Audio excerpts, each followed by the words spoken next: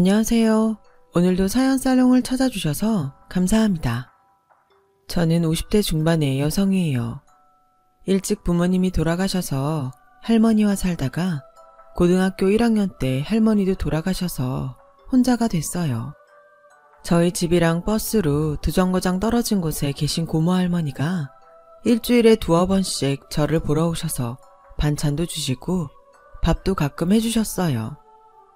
17살이라는 나이에 보육원에 가는 것도 어렵고 가더라도 2년 있다가 또 나오고 복잡해질 뻔했는데 고모 할머니가 저를 돌본다고 하셔서 계속 할머니와 살던 집에 있었거든요.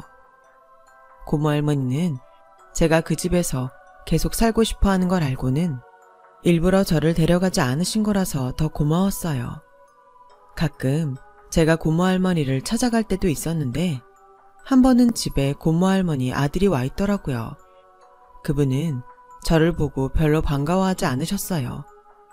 아저씨하고는 가깝지도 않은 사이인데 왔다 갔다 하는 게 불편한 것 같았어요. 그래도 저한테 대놓고 언짢은 말을 하거나 기분 나쁜 행동을 하지는 않았어요. 아저씨는 고모 할머니와 가까운 데에 살고 있었어요. 고모 할머니네 2층 창문에서 아저씨네 골목이 보일 정도였죠.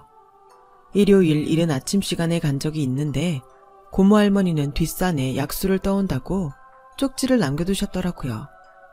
할머니를 기다리다가 저는 2층에 올라가서 밖을 보다가 수상한 걸 발견했어요. 아저씨네 집 마당에서 어떤 남자가 커다란 검은 가방을 갖고 주변을 살피면서 나오는 게 보였어요. 직감적으로 그 사람이 도둑이라는 걸 알겠더라고요. 저는 얼른 112에 신고를 하고서 죽어라 아저씨네 집까지 뛰어갔어요. 도둑이 막 대문을 열고 나오려고 할 때 저는 온몸으로 문을 막고서 못 나오게 했어요. 도둑은 막 욕을 하고 화를 내다가 안 되겠는지 담을 넘으려고 하더군요. 그때 파출소에서 순경 2명이 도착했고 도둑은 담을 넘자마자 순경들에게 잡혀서 차에 억지로 태워졌죠. 가족 전부 새벽에 절에 갔다 온 아저씨네는 이 사실을 알고 깜짝 놀랐어요.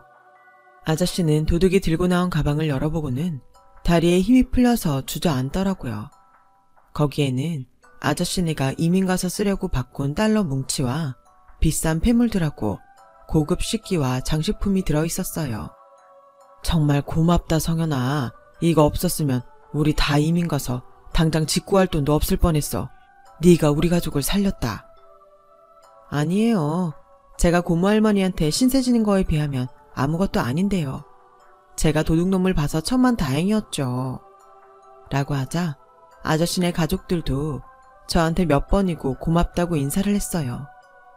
고모 할머니도 저를 안아주시며 우리 성현이가 아주 복덩이야. 성현이 안 왔으면 어쩔 뻔했어. 니들 미국 가서도 성현이 잊어버리면 안 된다. 아저씨는 이민 가기 전에 저한테 2달 정도 쓸 생활비를 주셨어요. 이민 가면 돈 쓸 일도 많고 무슨 일이 있을지도 모르는데 아무리 제가 도둑을 잡았다고 해도 그렇게 챙겨주는 게 쉽지 않았을 거예요. 저는 고모 할머니와 공항에 나가서도 감사하다는 말을 했어요. 성현아, 열심히 살다 보면 좋은 날 꼭 온다. 뭐든 부지런히 열심히 해. 우리 어머니도 잘 부탁한다. 아저씨는 저한테 그 말을 남기고 가족들과 함께 비행기를 탔어요. 고모 할머니도 이제 저밖에 없었고 정말 단 둘만 남게 된 거죠. 저는 결심을 하고 고모 할머니네로 들어갔어요. 고모 할머니 밑에서 고등학교 3학년과 대학교 2학년까지 보냈어요. 나이가 많아도 건강한 편이셨는데 결국 몸이 약해지시더니 폐렴으로 돌아가셨어요. 아저씨 가족들은 그곳 생활 때문에 바로 올 수 없어서 제가 장례식장도 알아보고 상주 노릇도 하면서 고모 할머니 빈소를 지켰어요. 이틀이 지나서야 겨우 온 아저씨는 제 손을 붙잡고 눈물을 흘리셨어요. 우리가 성현이 덕을 정말 많이 보는구나. 정말 이 은혜는 잊지 않으마. 무슨 그런 말씀을 하세요. 할머니, 제 친할머니나 마찬가지셨어요. 장례식 후에 저는 아저씨한테 깜짝 놀랄 소식을 들었어요. 고모 할머니가 저한테도 재산을 좀 남기셨다는 거예요. 아저씨, 저는 이거 죄송해서 못 받아요. 제가 할머니 집에서 지내면서 받은 게 얼마나 많은데요. 네가 이러면 우리도 나중에 죽어서 어머니 얼굴 똑바로 못 봐. 그리고 네가 몰라서 그렇지 살다 보면 돈이 아쉬울 때가 얼마나 많은지 아니? 어머니가 아마 그런 것까지 생각하실 거야. 어른 성의 무시하면 못 써. 그냥 받아둬. 제가 이걸 어떻게 다 갚으면서 살아요. 네가 착하게 열심히 살면 그게 갚는 거야. 그리고 갚긴 뭘 갚아. 우리도 너한테 받은 거 많아. 라면서 펑펑 우는 제 등을 도닥여 주셨어요. 주변에서 저 같은 처지 애들한테 냉정한 친척들 때문에 힘들게 사는 경우도 많이 봤는데 저는 정말 운이 좋은 것 같았어요. 그때 저는 남들한테 못되게 하지 말고 누구든 도울 수 있으면 돕자고 그렇게 다짐하게 됐어요. 대학 졸업 후 저는 취직하지 않고 한창 유행하던 카페를 열었어요. 친할머니가 저한테 물려주셨던 집을 팔았던 돈이 있었거든요. 저는 직장생활보다는 제 일을 하는 게 더 맞는 것 같았어요. 카페는 대학가에 있어서 젊은 사람들로 항상 붐볐어요. 그 카페를 할 때 남편도 만났고요. 남편은 다니던 직장을 그만두고 카페를 하고 싶어서 여러 번 오가면서 저한테 이것저것 많이 물어봤어요. 저는 제가 아는 건 전부 알려줬어요. 저희 카페에서 커피 다음으로 어떤 게 잘 나가는지도 알려주고요. 뭐 하나라도 도움이 돼서 그 사람이 잘 되길 바라서였어요. 제가 받은 만큼 남들도 돕고 싶다는 생각에 그 사람뿐 아니라 알바생들한테 가끔 장학금도 줬거든요. 그렇게 인연이 돼서 결혼까지 하게 됐어요. 그 결혼이 제 인생에서 가장 지우고 싶은 그런 시간이 될 줄은 그때는 몰랐죠. 남편은 굉장히 다정다감하고 친절하게 다가왔어요. 항상 먼저 웃으며 이야기를 했고 뭐든 배려하고 양보했죠.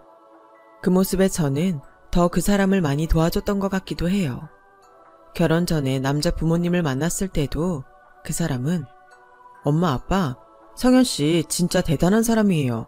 젊은 나이에 대학가에서 제일 잘 나가는 카페 사장이잖아. 다른 사람 도움 없이 혼자서 이룬 거라고요. 이게 진짜 대단한 거예요. 그런 사람하고 결혼하면 뭐든 잘 될 것 같아. 제 집안 환경을 못마땅하게 생각하는 부모님한테 제 칭찬만 했어요.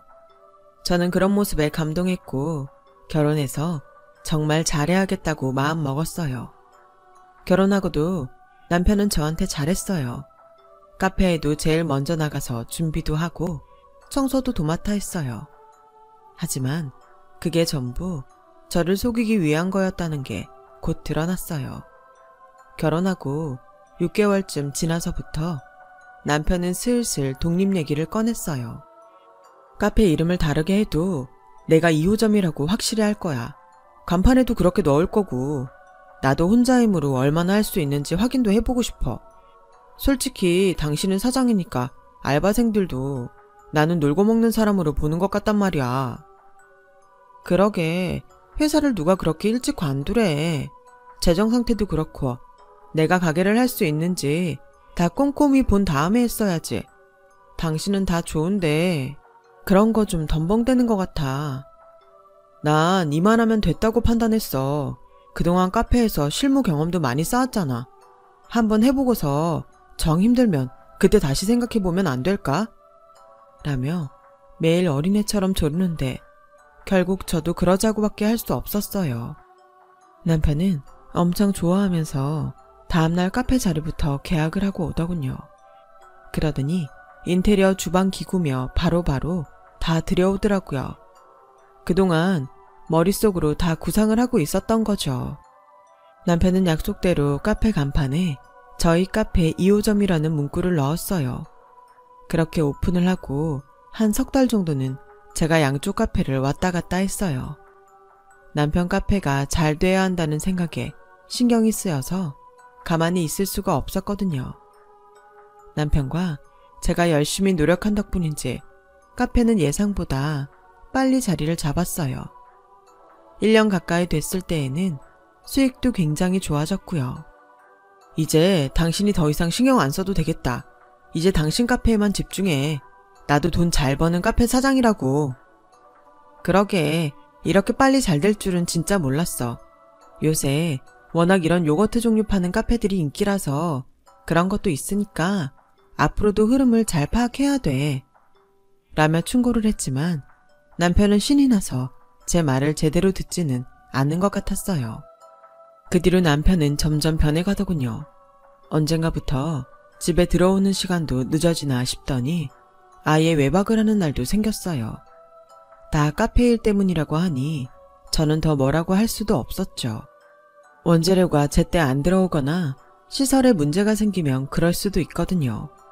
하지만 남편은 점점 내 전화도 받지 않았고 제가 연락을 달라고 해도 하지 않았어요. 제 카페에 오지 않는 건 당연했고 집에도 안 들어오는 날이 더 많아졌어요. 저는 가끔 남편 카페에 가보았지만 번번이 남편은 자리에 없었어요. 그렇게 몇 번이나 들러도 눈치를 못 채다가 어느 날 간판이 바뀐 걸 알게 됐어요. 간판에는 제 카페 2호점이라는 말도 빠졌고 상호도 바뀌었더라고요. 아무래도 이상해서 이것저것 알아보니 남편은 제가 만든 요거트도 자기 걸로 특허 출원을 냈고 독특한 음료 이름도 전부 특허 신청을 했더라고요. 제가 취소를 하려고 애를 썼지만 그러는 사이 특허는 나왔고 저한테는 남은 게 아무것도 없었어요. 제가 흔들려서인지 카페도 점점 손님이 줄었고 알바생들도 관뒀어요. 그러다가 정말 충격적인 걸 알게 됐는데 남편이 저희 카페에서 디저트 만드는 직원을 빼간 거였어요. 그 직원은 제가 옮기는 걸 찬성했다는 남편 말을 그대로 믿고 월급을 올려준다니까 좋아서 갔더라고요. 모든 사실을 알고 나서는 미안해했지만 어쩌겠어요. 하지만 저는 그 직원이 저한테 한마디 말 안 했던 게 어느 정도는 남편 혼자 일을 벌이는 걸 알아서라고 생각했죠. 남편은 물론이고 직원한테도 너무나 큰 배신감을 느꼈어요. 남편과 연락하기 위해서 계속 전화를 걸었더니 결국 받더군요. 진짜 귀찮게 왜 이래? 뭐야? 무슨 전쟁이라도 났어? 당신 지금 어디야? 꼭 만나야겠으니까 얼른 어디 있는지 말해. 안 그러면 나도 가만 안 있을 거야. 라고 으름장을 놓자 남편은 그제야 자기가 있는 곳을 알려줬어요. 기가 막히게도 그 사람은 고급 호텔에서 지내고 있더군요. 저는 거기서 남편이 다른 여자와 팔짱을 끼고 나오는 걸 똑똑히 봤어요. 그날은 온몸이 떨리고 진정할 수가 없어서 지켜볼 수밖에 없었어요. 남편은 그 호텔을 나오자마자 다른 곳으로 옮겼어요.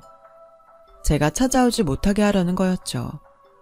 그 호텔에서도 남편은 전에 봤던 여자와 같이 들락거렸고 저는 큰 맘 먹고 두 사람이 나오는 걸 기다렸다가 그 앞에 나타났어요. 남편은 눈 하나 꼼짝하지 않고 오히려 짜증을 내더군요. 여길 어떻게 왔어? 지금 나 미행했어? 와, 진짜 미치겠네. 라더니 제 팔을 붙잡고 여자한테서 멀리 떨어져서는 사람이 왜 그렇게 눈치가 없어? 내가 집에 안 들어가고 전화 안 받으면 끝이라는 건 몰라? 꼭 하나하나 찝어서 알려줘야 돼? 우리가 가볍게 연애하는 사이야? 몇 번 보고 말아도 되는 거면 나도 그렇게 생각하지. 우리 부부야. 그러니까 나도 이러는 거지. 그게 뭐가 그렇게 대단한데 10년, 20년을 살아도 헤어지는 마당에 꼴랑 1, 2년 살았다고 엉겨붙지 말라고. 되게 질척거리네. 남편 말에 충격을 받은 저는 시댁을 찾아갔어요. 그런데 시어머니는 한술 더 떠서 저를 대문 밖에 세워두고는 네가 우리 준우 사는 데까지 쫓아가서 난리 폈다며. 사람이 살다 보면 마음이 변할 수도 있는 거지. 너도 참 구질구질하게 산다. 사람이 맺고 끊는 게 깔끔해야지. 어머니, 이게 그럴 일은 아니죠. 엄연히 제가 아내이고 이혼을 한 것도 아닌데 집에 들어오지도 않고 다른 여자를 만나잖아요. 그럼 이혼해. 네가 그렇게 이해심이 부족하면 이혼하면 될 거 아니야. 이래서 가정환경 나쁜 애들은 안 된다니까. 무슨 일만 생기면 지들이 피해자인 척해. 네가 오주개를 못살게 굴었으면 그 착하고 네 편만 들어주던 준우가 밖으로 놀고 집에 안 들어가겠냐고. 라는 시어머니의 억지에 말문이 막히는데 안에서 시아버지까지 동네 창피하게 시끄럽게 굴 거야. 얼른 보내고 들어와. 저는 그제야 이 집 식구들이 똘똘 뭉쳐서 저를 쫓아내기로 했다는 걸 깨달았어요. 카페에서도 제가 만들었던 요거트와 음료를 팔 수 없게 됐고요. 남편은 처음부터 저한테 마음이 있었던 게 아니라 저희 카페 운영 요령과 저만의 메뉴가 필요했던 거였어요. 저는 하루아침에 모든 걸 잃고 말았어요. 이혼 서류도 남편이 선수를 쳐서 보냈더라고요. 제가 의부증이라면서요. 남편과 이혼하고 한동안 정신이 딴 데 가 있는 것처럼 살았던 저는 뉴스에서 어떤 시민이 소매치기를 잡는 걸 봤어요. 그러자 어릴 때 제가 아저씨네 도둑을 잡았던 게 떠오르더라고요. 고모 할머니와 아저씨도 생각났고요.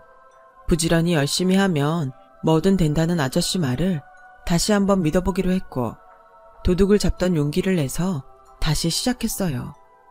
저는 그때까지 손대지 않고 있던 고모 할머니가 주신 예금을 찾았어요. 그리고 해외에서 바리스타 자격증을 딴 사람에게 열심히 커피를 배웠고 어떤 음료에 어떤 디저트가 어울리는지 전문적으로 공부했어요. 전에는 제가 생각나는 대로 제 마음에 드는 메뉴들을 만들었는데 이제는 철저하게 시장을 분석한 자료를 바탕으로 메뉴판을 구성했어요. 매장도 신도시에 젊은 사람들이 많지만 아직 가게가 많지 않은 곳에 아담한 곳을 골랐어요. 저는 새벽부터 밤늦게까지 카페 일에만 매달려서 지냈어요. 시간이 어떻게 가는지도 모르고 미친 듯이 일만 하면서 살았던 시간이었습니다. 전 남편과 시댁 때문에 억울하고 분할 때에는 더 일에 몰두했어요. 꼭 이 일을 성공해서 보란듯이 잘 살겠다고 그 생각만 하며 힘든 시간들을 버텼어요. 1년쯤 지나자 저희 카페가 입소문이 나면서 블로거들도 많이 찾기 시작하더라고요. 그러면서 카페에 손님이 더 많아졌죠. 사람들이 붐비는 시간대에는 대기표를 나눠줄 정도로 인기가 많았어요. 그러자 외국에서 베이킹을 공부하고 온 사람이 자기와 같이 해볼 생각이 없냐고 제안을 해오더군요. 전에 한번 디저트 만드는 직원한테도 배신을 당한 적이 있어서 신중했어요. 그 사람은 이미 자기가 운영하는 빵집도 있었고 거기도 꽤 잘 되는 중이었어요. 저는 제 사업을 확장하고 싶거든요.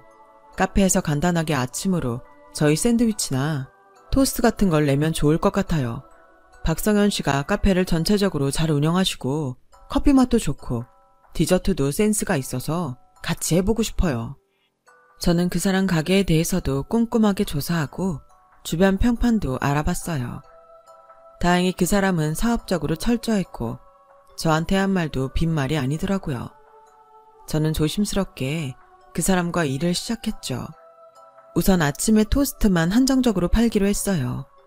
아침 메뉴는 특히 일찍 출근하는 직장인들한테 굉장히 인기가 많았어요. 저는 샌드위치를 2종류 받아서 조금씩 메뉴를 늘려갔어요. 그러면서 카페 매출도 더 늘었고 덩달아 다른 디저트들도 전보다 더 잘 팔렸어요. 카페가 크게 성공을 하자 2호점을 내달라는 사람들이 가끔 찾아왔지만 저는 그럴 때마다 전 남편 생각이 떠올라서 전부 거절했어요. 그 사람이 저한테 한 짓을 누가 또 할지도 모른다는 불안감이 있었거든요. 그때가 남편과 이혼하고 6년이 다 됐을 때인데도 저는 악몽까지 꾸곤 했어요.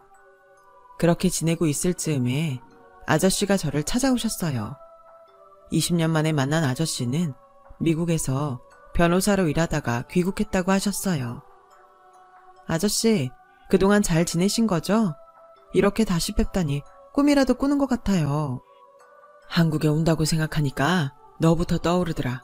그래도 다행히 네가 이사를 많이 안 다녀서 찾기 어렵지는 않더구나. 다름이 아니라 우리 딸이 여기서 결혼을 하게 됐어. 녀석이 한국 오기 전부터 왔다 갔다 하면서 만났다는데 우리도 놀랐지 뭐냐. 그래서 오자마자 결혼식부터 하기로 했는데 성현이 너도 꼭 왔으면 좋겠다. 축하해요, 아저씨. 그 귀여웠던 꼬마가 벌써 결혼을 하네요. 정말 잘 됐어요. 저 그날 꼭 참석할게요.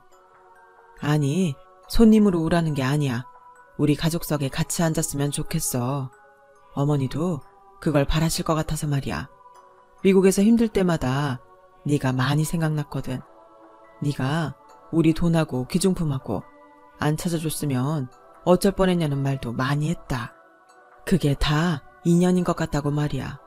먹고 사느라 바빠서 연락은 잘 못했지만 이제라도 가족처럼 지냈으면 좋겠다. 라는데 감격스럽기도 하고 그동안 보냈던 세월이 생각나서 펑펑 울어버렸어요. 아저씨는 제 전남편과 시댁 얘기를 듣더니 어떻게 그런 사람들이 있냐며 막 화를 내셨어요. 걱정하지 마라. 앞으로는 아저씨랑 우리 집사람이 너 그런 일 안 당하게 해줄게. 라며 토닥여주시고 결혼식 전에 저 입으라고 한복까지 보내주셨어요. 그리고 결혼식 날이 돼서 저는 한복을 입고 강남에 있는 미용실에서 머리와 화장까지 받고 결혼식장에 갔어요. 제가 너무 일찍 도착한 바람에 아저씨네 가족이 자리에 없었어요. 저는 신랑 측 사람을 보다가 어딘가 낯이 익다 싶어서 살폈거든요. 그런데 그 사람이 전에 제 결혼식 때 신랑 측 축가를 불렀던 전 남편 친구였어요. 저는 몸이 떨리기 시작했어요. 화장실에 가서 정신을 가다듬고 나와서 한쪽에 숨어서 신랑 측을 봤죠. 그랬더니 전 남편과 시댁 식구가 신랑 대기실에 있는 거 아니겠어요? 전 남편은 신랑 예복을 입고 가슴에 꽃까지 달았더군요. 시어머니와 시아버지는 미국에서 변호사를 하다가 온 집안이랑 사돈 맺는다며 입이 찢어져서 신이 나 있었어요. 저는 머리가 다 어지럽고 토가 나올 것 같았어요. 그리고 그때 막 도착한 아저씨를 붙잡고 조용한 데로 가서 모든 걸 말했죠. 진짜냐? 저 사람이 너랑 결혼했던 그 남자야? 너 이용해 먹고 의부증으로 위자료 한 푼 안 주고 이혼한 그 남자? 우리한테는 요식업 하느라 연애 한번 못 해봤다고 했는데 어떻게 이런 일이 있냐? 라며 바들바들 떠시더라고요. 그러더니 잘 알겠다며 이제부터 우리가 처리하겠다고 하시더군요. 결혼식 시간은 점점 다가오고 하객들도 거의 다 왔을 때였어요. 전 남편은 신부 가족들이 신부 대기실에 못 들어오게 하자 혼자 식장 앞에서 어쩔 줄 모르더군요. 그러다가 신부를 빼고 아저씨와 아주머니만 나왔고 그에 맞춰 웬 건장한 남자 두 사람이 식장에 왔어요. 박준우 씨 맞으시죠? 당신을 사기 혐의로 긴급 체포하겠습니다. 묵비권을 행사할 수 있고 변호사를 선임할 수 있습니다. 저희랑 같이 서로 가시죠. 아니, 제가 무슨 사기를 쳐요. 이게 무슨 일이에요? 장모님, 장인어른, 저 억울합니다. 저 아무 짓도 안 했어요. 라며 버티는 전 남편 앞에 제가 나타났어요. 전 남편과 시댁 식구들은 귀신이라도 본 것처럼 넋이 나갔더라고요. 아무 짓도 안 해? 이혼하고 다른 여자하고도 사귀는 거 다 속였고 요식업체 사장이라는 것도 다 거짓말이잖아. 당신 카페도 그때 2년 더 장사하고 접었다던데 여자들 꼬셔서 돈 뜯어내고 골프나 치러 다니는 거 내가 모를 줄 알았어? 라고 하자 시어머니가 제 머리채를 잡으며 이 나쁜 년이 어디서 거짓말이야. 이 년이 내 아들 지 뜻대로 안 되니까 지금 억지 부리는 거예요. 잡아가려면 2년 잡아가요. 할머니도 콩밥 좀 먹게 해줄까요? 어디서 2년 전년이에요. 내가 전처럼 순순하게 당할 줄 알아요? 우리 아저씨네 식구들 나한테 가족이나 다름없는 사람들인데 그 사람들한테 사기를 치려고 해? 나 가만 안 있어. 전에 나한테 했던 짓까지 모조리 다 고소할 테니까 그렇게 알라고. 라며 시어머니를 뿌리치자 그제야 남편은 저와 아저씨네가 보통 사이가 아니란 걸 눈치채고 그 자리에서 무릎을 꿇었어요. 내가 잘못했어. 장인어른 잘못했습니다. 저 이렇게 잡혀가면 끝나요. 한 번만 봐주세요. 여보, 나 한 번만 봐주면 안 될까? 내가 정말 잘못했어. 라는데 경찰들은 남편을 보고 기가 막히다는 표정을 지으며 일으켜 세웠어요. 전 남편이 경찰한테 끌려가자 그제야 시어머니는 아저씨한테 싹싹 빌면서 사돈어른, 우리 아들이 모자란 게 있겠지만 젊을 때 실수 한두 번 할 수 있는 거 아니겠어요? 한 번만 용서해 주세요. 무슨 용서를 해요? 우리 딸 신세 망치려고 한 놈인데. 그리고 우리 성현이 혼자라고 그렇게 무시하고 말도 안 되는 소리 해가면서 위자료도 안 주고 이혼했잖아요. 기다리고 계세요. 우리가 전부 갚아줄 겁니다. 그렇게 뿌리치자 전 시어머니 시아버지는 그 앞에서 무릎을 꿇고 계속 살려달라고 했고 다른 사람들은 그 모습을 구경했어요. 그 후 전 남편은 제 증언으로 결혼 사기죄가 입증이 돼서 실형을 선고받게 됐어요. 아저씨 딸은 한동안 충격을 받아 힘들어했지만 다시 좋은 사람을 만나서 몇 년 후 결혼을 했죠. 그때도 저는 가족으로 참석했어요. 그 후로 전 남편과 시댁은 어떻게 지냈는지 알 길이 없었어요. 그러다가 얼마 전에 시골 노인들한테 사기를 치다가 잡혔다는 소식을 들었네요. 사람 참 안 변하는 것 같아요. 저는 아저씨네와 가까운 데로 이사가서 잘 지내고 있어요. 그리고 저에게도 좋은 짝이 생겼답니다. 저희 카페에 샌드위치와 토스트를 납품하던 베이커리 사장과 결혼을 했습니다. 지금은 아들, 딸, 남편과 함께 행복하게 살고 있어요. 자기가 하는 대로 받는다고 살아가는 동안 좋은 일 많이 하고 살면서 자식들도 복 많이 받고 사는 삶이 되었으면 좋겠다는 생각을 하곤 합니다. 제 긴 이야기 들어주신 분들 모두 다 건강하시고 매일 행복하고 좋은 일만 넘치시길 바랄게요. 감사합니다. 여러분, 사연 댓글에 응원과 현명한 조언 부탁드려요. 좋아요와 구독은 저에게 큰 힘이 됩니다. 오늘도 좋은 일 가득하세요.